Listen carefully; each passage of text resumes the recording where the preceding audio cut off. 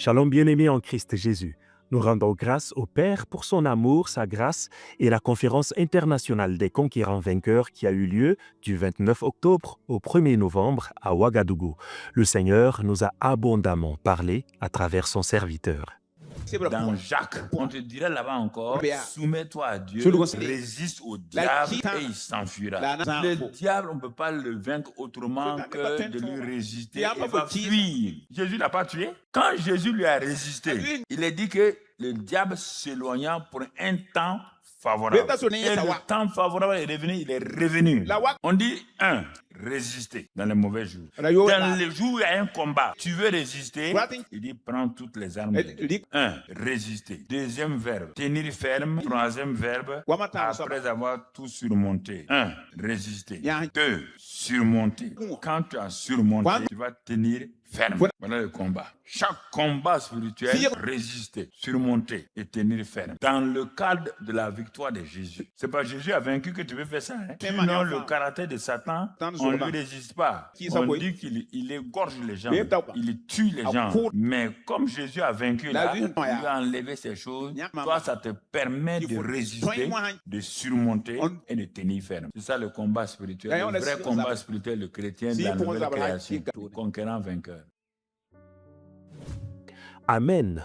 Le premier enseignement que nous avions eu a eu pour titre « Le mystère du combat spirituel dans la vie du conquérant vainqueur ». Texte de base, 1 Thessaloniciens 2, 17, Luc 18, 1 à 7 et Nombre 27. Nous retenons de ce premier enseignement qu'on ne peut pas combattre Satan si on ne connaît pas les lois célestes du tribunal de Dieu. Retenons que le combat spirituel consiste à demander à Dieu, le juge, de nous faire justice de notre partie adverse en nous appuyant sur la justice offerte par le sacrifice de la croix. Au deuxième jour du séminaire, nous avons eu 2 sessions. À la session du matin, nous avons eu pour titre d'enseignement « Le vrai combat du conquérant vainqueur », texte de base, Éphésiens 6, 12 à 13 et Luc 22, 31 à 32. Nous retenons que le combat spirituel, le vrai, c'est notre vie, c'est le combat de notre destinée. Et pour bien combattre, nous devons recevoir de Dieu les armes et la manière de faire. Ces armes nous permettent de résister, surmonter, tenir ferme. À la session du soir, nous avons eu ce titre « De Jacob à Israël ». Un conquérant vainqueur emprisonné dans un croyant charnel. Texte de base, 1 Roi 17, 1 Roi 18 et 2 Rois 2. Nous avons abordé dans cet enseignement le ministère d'Élie et l'héritage d'Élisée.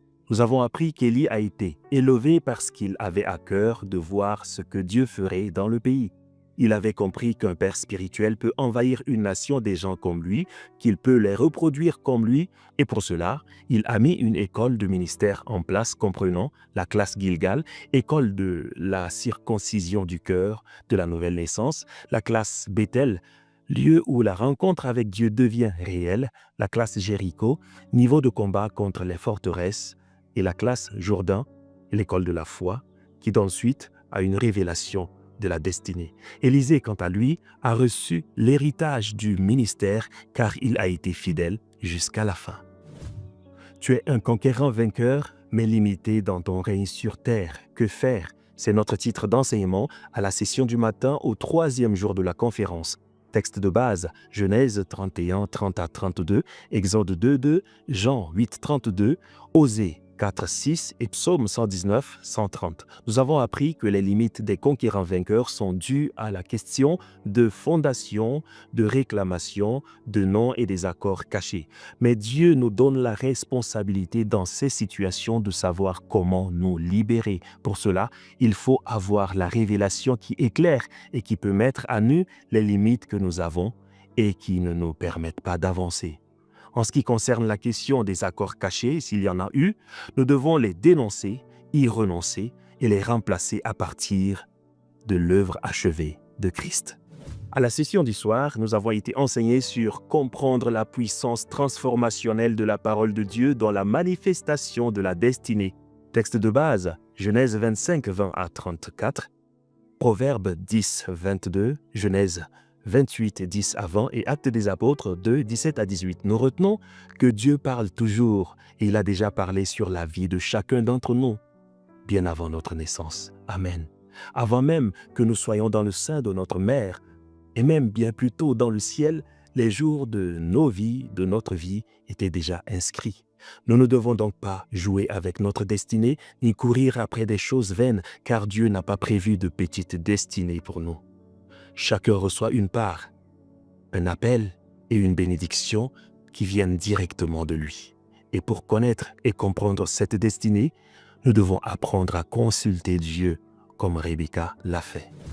Au 4e jour de la CICV, nous avons été enseignés sur la base des psaumes 11:3, Jacques 5:16, Colossiens 1:12 à 13, 2 Corinthiens 5:17. Titre: L'œuvre achevée de Christ est ce qui nous donne le pouvoir et l'autorité. Nous sommes dans le royaume des cieux, ce qui nous donne des droits et des privilèges pour pouvoir faire des décrets afin de reprendre possession de nos bénédictions. Amen. Mais avant cela, il faut s'assurer d'avoir confessé tous nos péchés. Nous avons aussi noté que certaines confessions de péchés plus graves doivent se faire auprès d'un véritable homme de Dieu.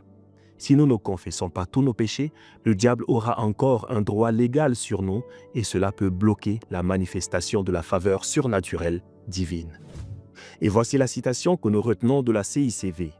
L'œuvre achevée de Christ est la plateforme que Dieu t'a donnée pour défaire les accords cachés et te repositionner pour entrer réellement dans tes bénédictions. C'est tout pour l'essentiel de la conférence internationale des conquérants vainqueurs. À Jésus seul soit toute la gloire. Shalom.